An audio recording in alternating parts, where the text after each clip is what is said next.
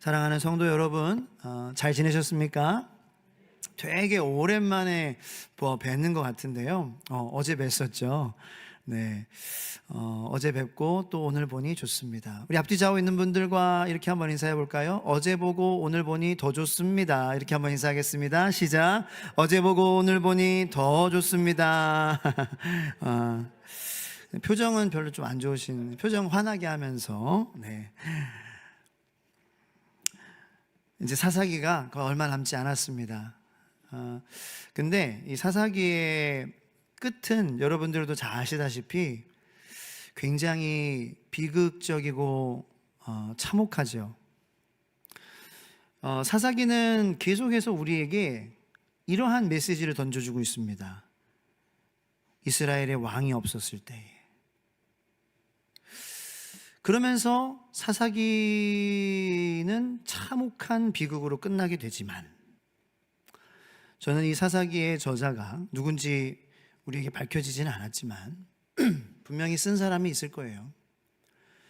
그 저자가 우리에게 무엇을 말해주고자 하는지, 비극으로 끝나는 인생이 아니라는 거죠. 그 전에 뭐예요? 이스라엘의 왕이 없을 때에, 왕이 없으면 안 된다라는 것을, 그래서 성경에서도 이 사사기의 위치를 보면은, 자, 그 다음 사무엘을 통하여서 그 이스라엘의 그 다윗 왕을 이스라엘 백성들이 바라게 하고, 그 믿음의 왕 밑에서 생활하는 것을 염원하게 하고, 그리고 다윗의 자손으로 오신 그 다윗이라는 왕도 부족하잖아요. 그래서 다윗의 자손으로 오신 그 예수 그리스도, 완전한 왕을 사모하게 하는 그러한 구조로 사사기가 위치되어 있다는 거예요. 여러분, 묵상이라는 것은요, 생명의 삶을 통해서만 할 수 있는 것은 아니에요. 이 성경의 차례를 보면서도 묵상이 돼요.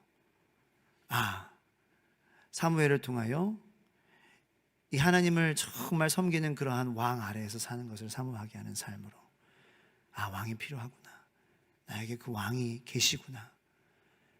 하지만 다윗이라는 왕, 인간 왕이 아닌 예수라는 왕을 바라보게 하시는, 여러분, 그러한 묵상이 여러분들의 삶에 있어야 합니다. 그래야 우리가 이 사사기의 이스라엘처럼 되지 않게 될 줄로 선포합니다.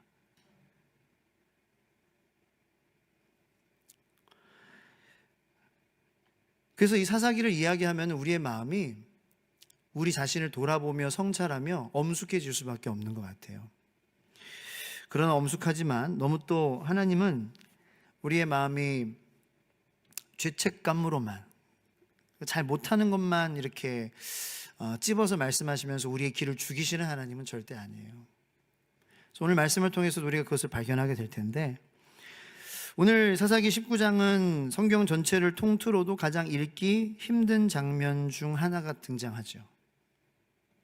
우리가 그래서 제가 일부러 15절에서 끊었습니다. 근데 제가 오늘 다룰 내용은 끝까지입니다. 끝에 어떤 일이 일어난지는 바로 여러분들이 잘 아실 거라고 생각을 합니다. 그래서 어떻게 그러한 일까지, 그러한 참혹한 사건으로 이어지게 됐는지 일단은 차분하게 좀 정리를 하고 말씀을 시작을 하려고 합니다.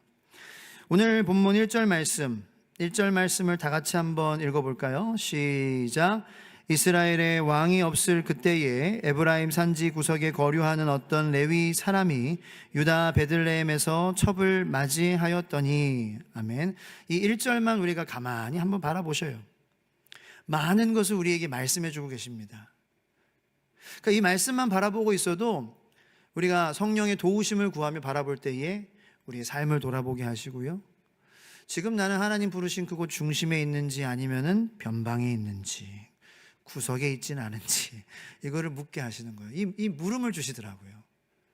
이게 묵상의 힘이에요. 에브라임 산지, 왜 하필 사사기 저자는 구석이라는 것을 말했을까요?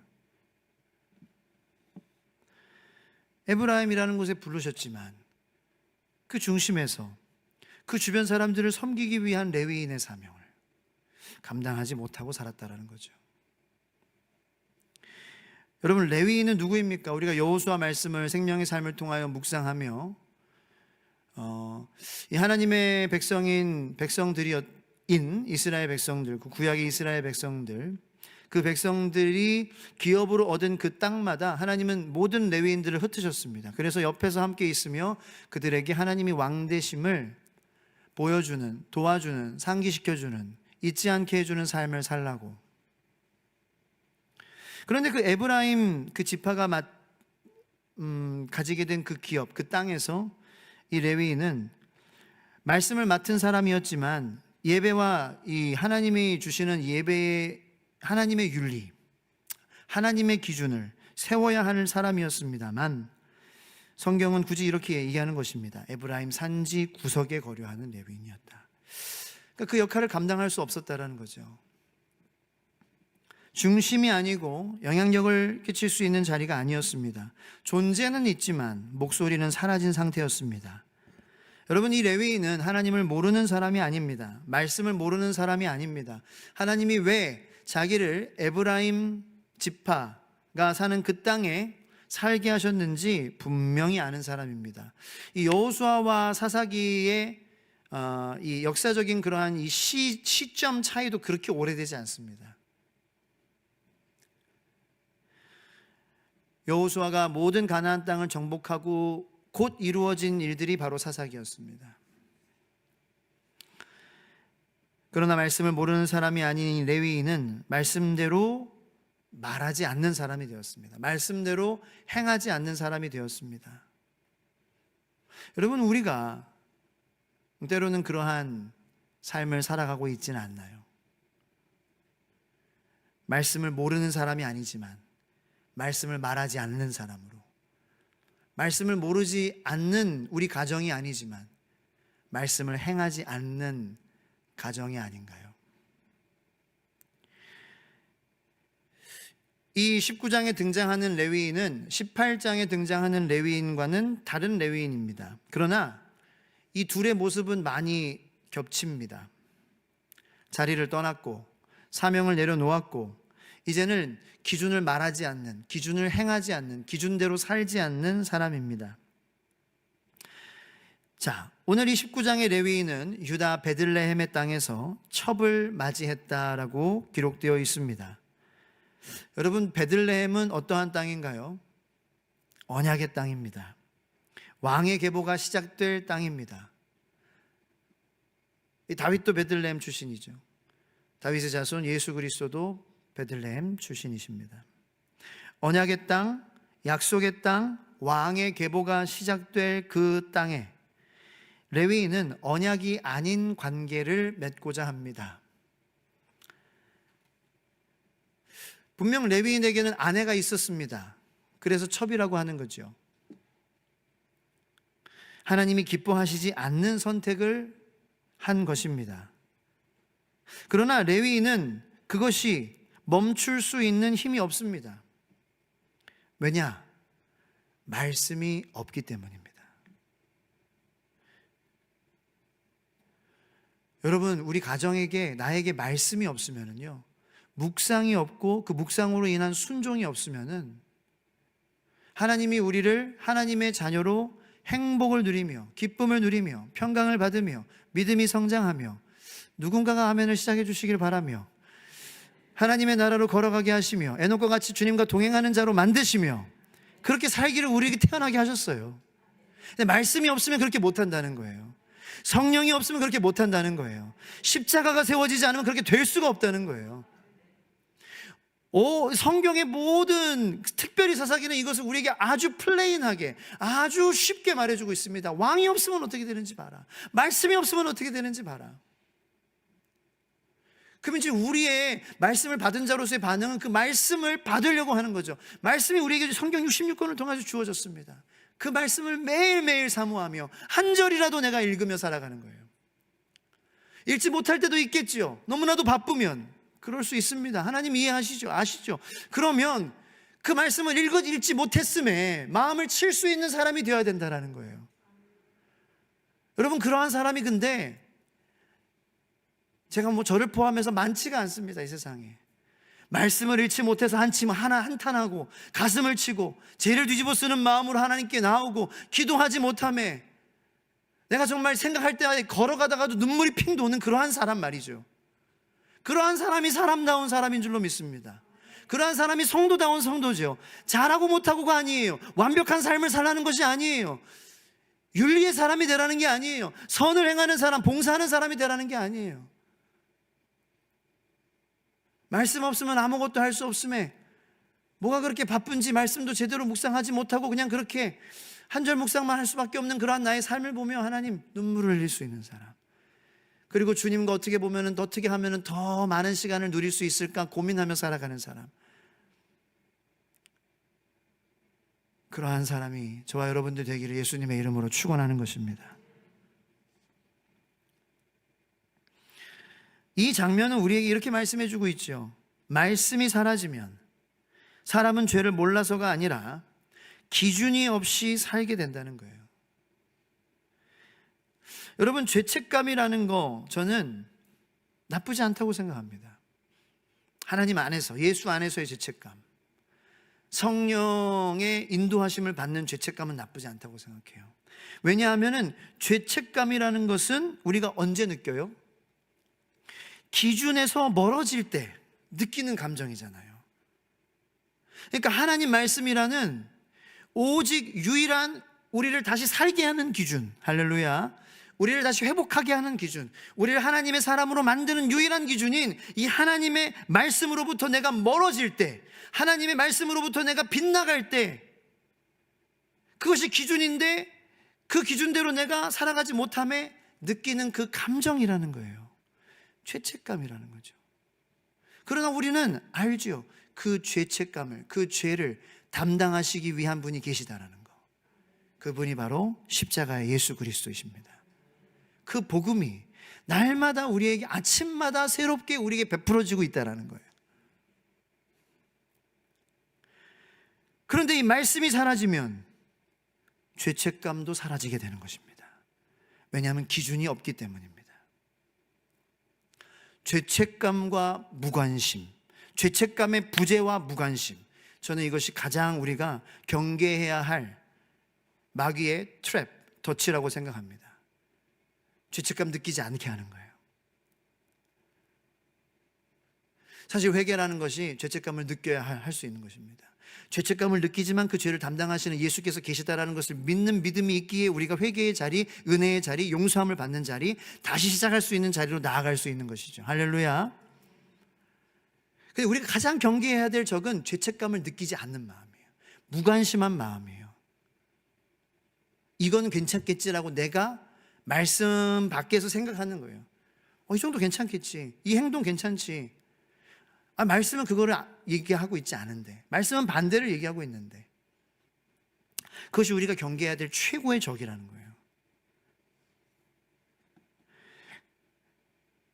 그렇지 않으면 문제가 생기기 시작합니다. 하나님이 기뻐하시지 않으시는 일을 하면서도 그것이 죄인지조차 알지 못하게 되는 것입니다. 더 나아가 기준이 없으면 선을 알고도, 내가 해야 할 일을 알고도, 하나님이 기뻐하시는 것이라는 것이 이것임을 알고도 이것을 선택할 힘과 용기를 얻지 못하는 것입니다. 왜냐하면 기준이 없기 때문에. 내가 말씀이 기준이 되어서 묵상을 하는 그러한 삶이 되어서 말씀이 기준이 될 때에는 내가 어렵지만, 힘들지만, 좌절되지만 내가 하나님 앞에 기도로 나아가야 된다는 거, 내가 말씀으로 나아가야 된다는 거, 내가 사랑으로 나아가야 된다는 거, 그것을 내가 행할 때 하나님께서 나에게 어떠한 복을 주실 건지를 알게 된다는 거죠. 그 말씀의 기준이 내 안에 확실하기 때문에 하나님께서 하나님의 말씀에 순종하는 자를 어떻게 대하실지 말씀의 기준이 있기 때문에 선을 행할 수 있는 힘도 말씀에서 나온다는 거예요.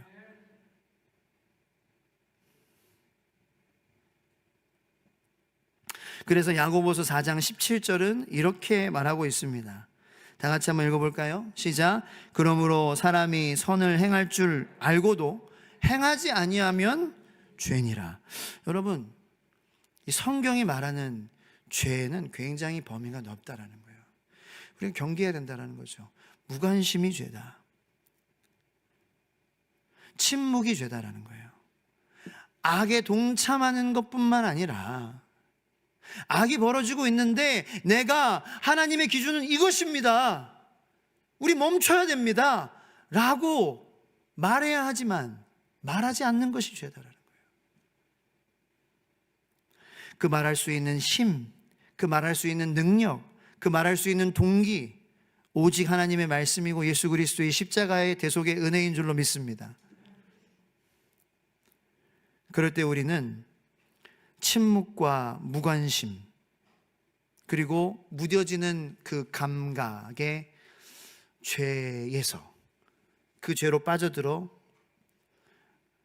깊은 문제로 들어가는 가정이 아닌, 들어가지 않는 하나님의 임재로, 하나님의 빛으로 들어가는 저와 여러분들이 되기를 축원합니다. 기준 없이, 말씀 없이 사는 가정도 행복할 수 없어요. 환경과 조건 때문에 행복할 수가 있는 게 아니잖아요.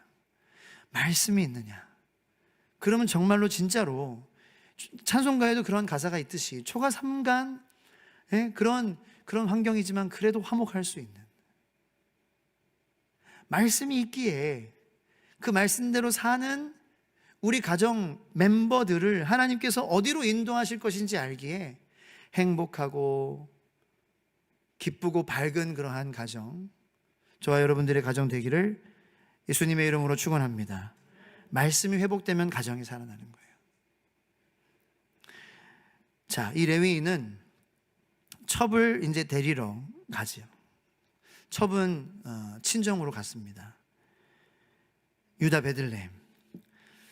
자, 이제 레위인이 자기 아내를 데리러 장인의 집에서 머무는 장면 우리가 읽었습니다. 굉장히 가려고 그러면 장인이 붙잡고 자네 더 머물다 가게 걱정되네 하면서 굉장히 따뜻한 모습 같습니다. 며칠을 머물며 먹고 마시고 관계를 회복하는 듯 보입니다. 자, 그렇게 문제가 겉으로는 해결된 것 같았고 화해한 것 같았지만 여러분, 뭐가 회복되지 않았어요? 아직 말씀이 회복되지 않았어요. 돌아오는 길, 밤이 되어 길에서 머물 곳을 찾는데 베냐민 지파의 성읍 기브아에 들어가게 됩니다. 놀랍게도 아무도 이들을 맞아주지 않아요. 한 노인이 나서서 자기 집에 들입니다. 그런데 그날 밤 성읍의 불량한 사람들이 집을 둘러싸고 끔찍한 요구를 합니다.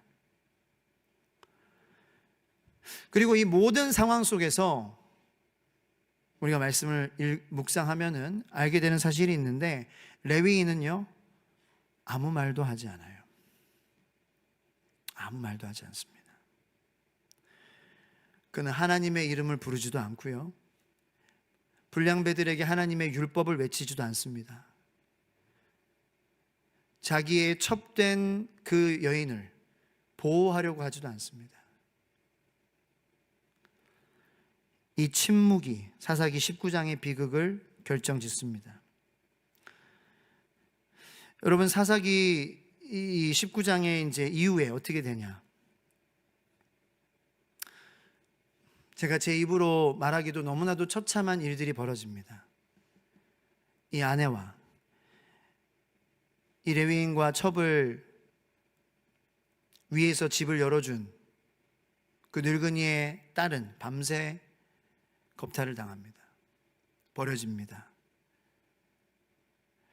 그의 첩은, 레위인의 첩은 죽습니다. 그리고 끔찍한 일이 그 다음에 일어납니다.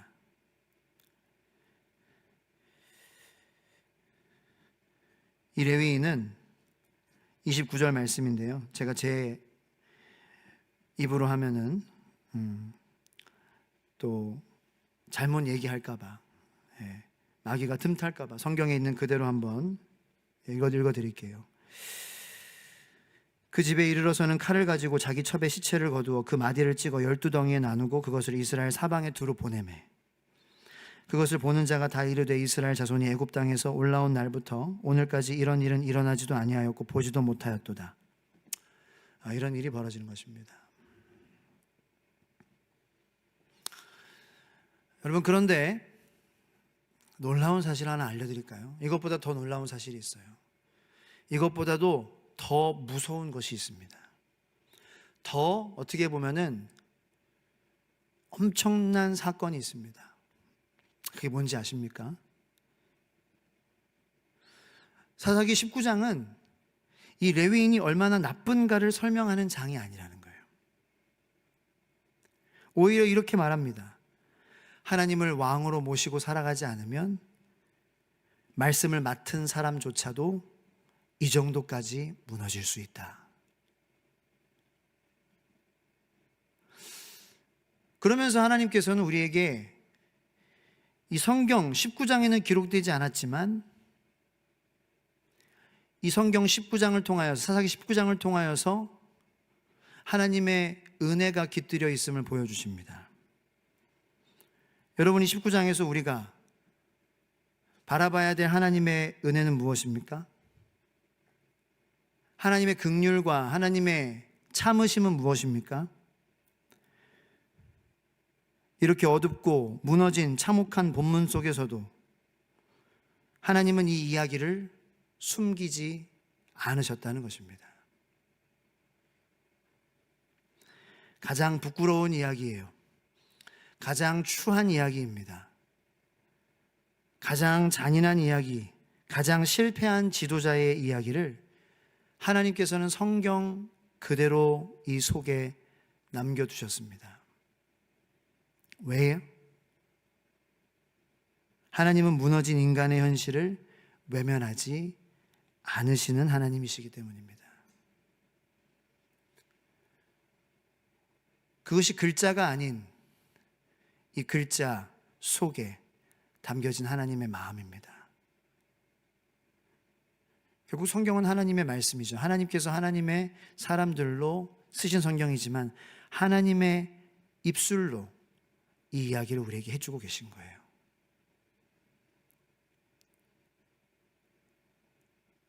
이것이 인간의 바닥이다. 그러나 나는 여기서도 너를 포기하지 않는다. 세상 사람들은 이런 레위인을 아마 붙잡아서 재판에 올리고 형량을 구형할 것입니다. 그러나 하나님은 드러내게 하셔서 그렇게 사람이 하는 방법으로 일을 하시지 않습니다. 그것이 이 세상을 지으시고 만드시고 우리를 하나님의 자녀로 부르신 우리 하나님이에요. 정말 무섭지 않아요? 하나님의 무서운 사랑, 강력한 사랑, 이것을 우리가 깨달아 간다면 어찌 하나님의 말씀을 우리가 피지 않고 읽지 않을 수 있을까요? 아무리 하루가 바빠서 그렇게 살더라도 그 하나님의 사랑을 우리가 깨닫는 순간 우리의 손에 모든 쥔 것들 다 어찌 내려놓지 않을 수 있을까요? 지금도 우리 공동체 속에는 이러한 인간의 바닥을 경험하며 힘들어하는 지체들이 분명히 있을 것입니다. 그 지체들에게 하나님은 오늘 말씀하시는 거예요. 내가 이 바닥까지 여기서도 너를 포기하지 않는다. 나는 너를 숨기지 않아. 세상이 추하다고 악하다고 해도 나는 너를 감추지 않아. 왜냐하면 너는 내 사람이기 때문이야. 장윤영 사모님이라는 찬양 사역자가 있는데 그분이 부른 찬양 중에 하나님의 빛이라는 찬양이 있어요. 최근에 저희 아내인 김보경 목사가 이 찬양을 많이 들으면서 아파하기도 하고 감사하기도 하며 눈물로 성도들을 위해 기도하며 저한테 다시 한번 들어보라고 그리고 당신한테 하라는 소리는 아니야. 다른 어떤 사람이 했으면 좋겠어. 그래서 알겠어, 안 해. 그러고 이제 한 일주일 전에 그런 대화를 나눴습니다. 오늘도 이 찬양을 저는 할 계획이 없었습니다. 근데 말씀을 준비하며 이 메시지 우리 성도님들에게 하나님께서 들려주시길 원하는구나. 비록 제 목이 아름다운 소리를 내지 못하더라도. 가사를 먼저 그래서 읊어드릴게요. 중요한 건 제가 찬양한다는 게 중요한 게 아니라 이 가사의 메시지가 정말 중요해요. 제목, 하나님의 빛. 하나님의 빛 앞에서, 그 투명한 빛 앞에서 모두 드러날 나의 모든 죄와 허물, 하나님의 빛 속에서, 그 따뜻한 빛 속에서 모두 고쳐질 나의 모든 죄와 상처, 그의 빛 속에서 드러내어 징계함 아닌 드러내어 고치시는 하나님의 은혜와 사랑, 하나님의 빛, 드러내어 부끄럽게 하지 않고 더욱 단단히 만들 은혜와 사랑 전하게 할 하나님의 빛.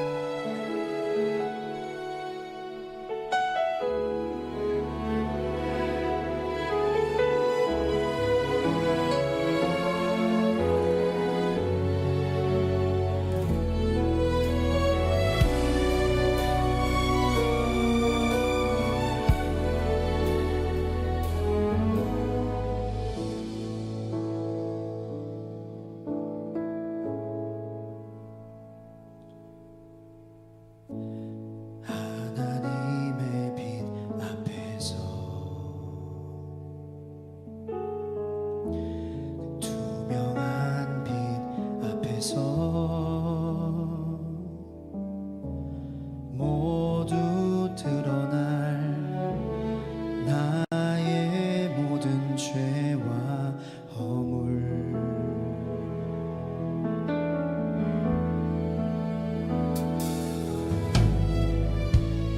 하나님의 빛 속에서, 따뜻한 빛 속에서 모두 고쳐질 나의 모든 죄와 상처, 그의 빛 속에서 드러내어 징계함 아닌 드러내어 고치시는 하나님의 은혜와 사랑, 하나님의 빛,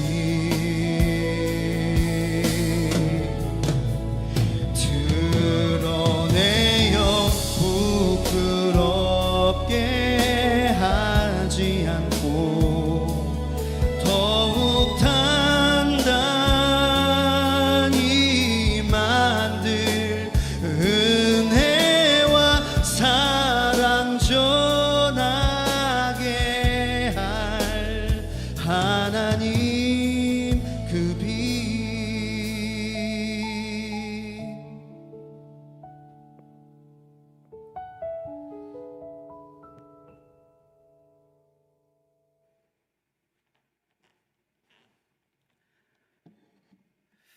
만나교회 김병삼 목사님께서 이런 예화를 말씀하셨어요.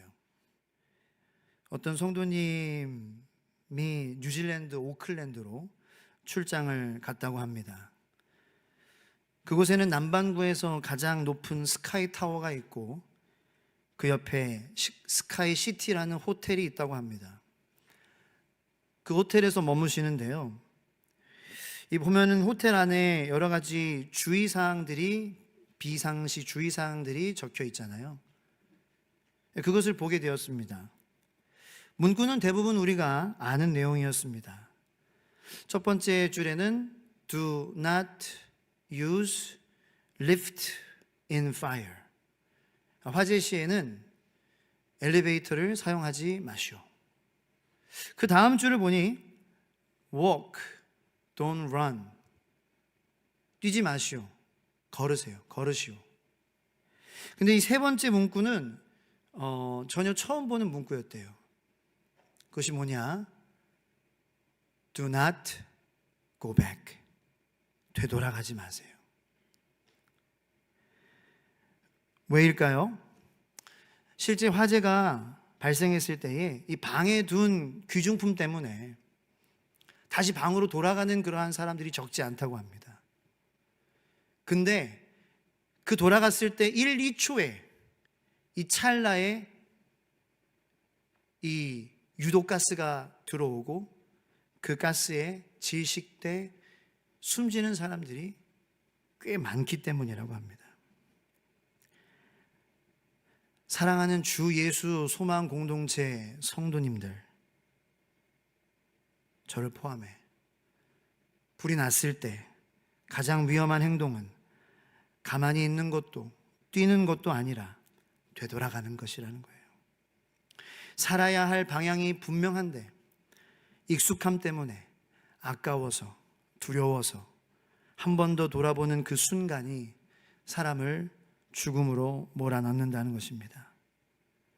오늘 사사기 말씀에서 하나님께로 나아가지 않는, 말씀을 외치지 않는, 침묵 속에 머무는, 결단하지 않는, 사실상 다시 되돌아가는 이 부끄럽고 지우고 싶은 추한 레위인이지만 하나님이 드러내시는 이유가 무엇입니까? 그곳에서도 하나님은 우리를 포기하지 않으시고 고치실 것이라는 그 은혜가 있다는 사실을 볼 수 있게 되기를 예수님의 이름으로 축원하고 기도합니다.